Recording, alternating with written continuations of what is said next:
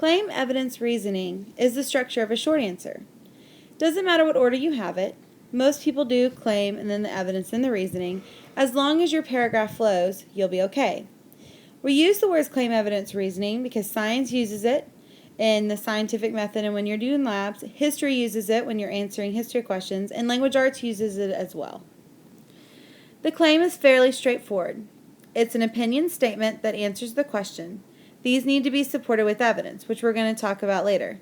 But the big point is that it's an opinion. The evidence portion of your short answer is the most important part. And this evidence is important when you're writing an essay, any kind of analysis that you're doing. You're going to supply the evidence from the text. This is not a paraphrase, but direct text evidence.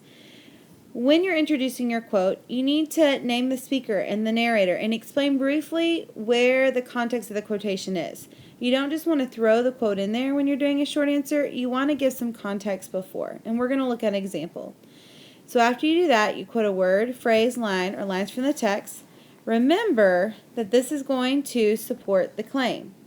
And always, always, always make sure you parenthetically document your quotes.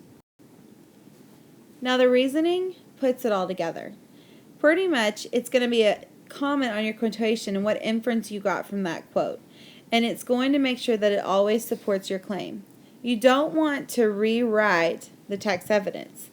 I don't want to, if the text says he is mad and then your reasoning is, well, he is mad. That's regurgitation. It's not analysis. We want to see analysis. So let's look at an example from the Telltale Heart. And we already know that what we're trying to answer is, was he insane or was he guilty of first-degree murder? So this is a text that is showing that he's insane. So first up, I have the narrator in the Telltale Heart is clearly insane and should receive help. So right here, I have my claim. I'm answering the question. There it goes. Now everything else has to support that claim. After the murder, he is talking to the police and has a mental breakdown. So here, I'm giving them context before my actual quote.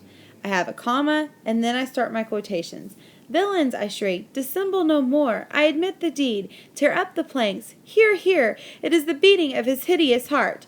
Poe, page 8. Remember, parenthetical documentation. So that right there is going to be my text evidence. I have context to it.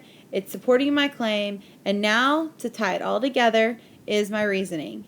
The narrator already murdered the old man, but is insisting that the heart is still beating and calling out to him.